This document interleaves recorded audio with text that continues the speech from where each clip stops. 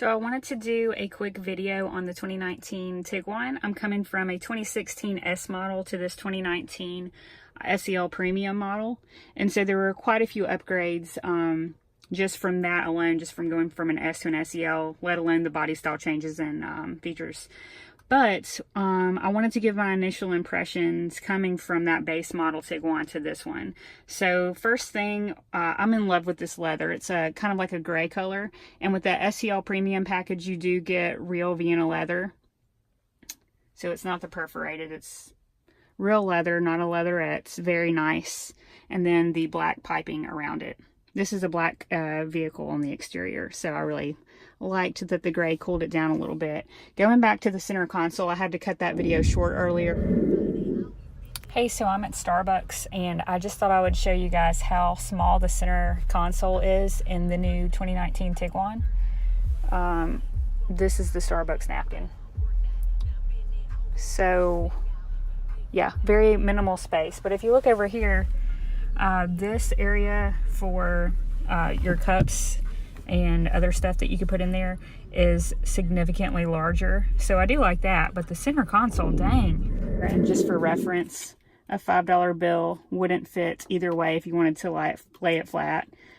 So that was a little disappointing. There have also been people that have noticed that the sunglass holder that would go here, if you have the panoramic sunroof, then you won't get that storage option for your sunglasses here. But I've been using this for driver's side storage bin here, and it fits my glasses perfectly, so no worries there.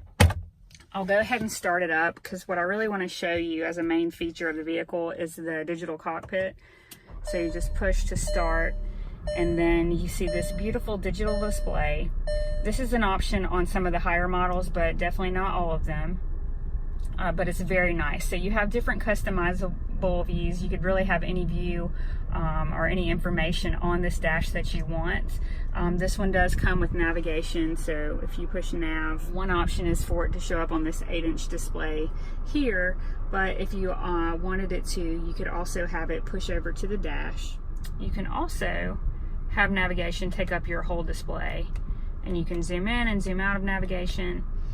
Just a really cool feature. Other thoughts. So this storage area here is larger than in previous models, and you have your hookups here. And then we'll go ahead and open this, and as you can see the area for your navigation and your SD cards, and then plenty of storage room there as well. This is the 4Motion version, so you have your different driving modes. I did want to show you the back seat. So there's a lot more room. I do have a 2-year-old, and he has a lot more room in the back. They've added 11 inches, so it actually has the longest wheelbase of any car in its class. Storage room in the back, which I'll show you in another video, has definitely increased. There is an option for a third row in this vehicle. I believe it comes standard on the R-Line models, and it's an option for your premium package as well. It's obviously in a Tiguan going to be minimal space. You're not going to want to sit a full-size adult back there for a long trip. But if you did want the option, you don't have a huge family and you're not quite at Atlas level, you could definitely have that as an option. The Fender sound system with subwoofer is an option as well. I did not have that on my last Tiguan and wouldn't have missed it had I never had it, but now that I've had this, I will never go back if I can help it. This Fender system with the subwoofer, I would definitely use that as an option if you're into music, you have a long commute, you use your speakers a lot, it sounds great. It's really awesome. Then you have different menu options. Of course, on Volkswagen, a great feature has always been when you bring your hand up to the display, it will give you your options, and then when you pull your hand away, they'll go away. And so I think that that's a neat little feature. Navigation, what I usually put it on is the car menu. So it'll show your MPGs and then what they're calling Think Blue. And so I would guess, just coming from a layperson, that would be your emissions information. So the ideal score is 100, but what I'm really focusing on here is the miles per gallon. So far, just in the 1 week I've owned it, I've been able to get, not on average, but I have been able to reach 31.4 miles per gallon. Slightly better from what I've seen in my driving than the 2016 Tiguan that I had. If you can pony up for the additional features though, this digital cockpit is just gorgeous and really helpful. Haven't even gotten into the different driver assistance features. So for example, it can detect lanes. So if you see the yellow roadway there, when the car can detect visible lanes when you're driving, that will turn green.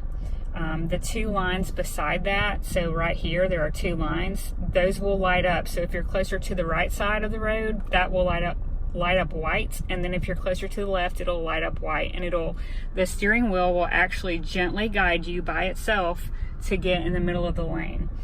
It'll also beep if you come too close to another car or a building. It has front and back assistance. So we'll put it in reverse, and it will guide your steering. Also, it'll show you an overhead view of your vehicle, so how much space you have to the curb. All of those features are on this vehicle. It really literally has all the bells and whistles. Just a really, really nice car. So you have your memory options, but you also have full power adjustments and lumbar support and all of that good stuff. I do believe it's manual still on the passenger side of the vehicle. Lots more room back here. As I said before, these seats actually recline. They also lay down, and each one individually will. So the left one will lay down by itself, the middle will lay down by itself, and then the right side will lay down by itself as well. So you can configure that, you know, however you need to. Pano sunroof is absolutely gorgeous, and then it has the sunshade.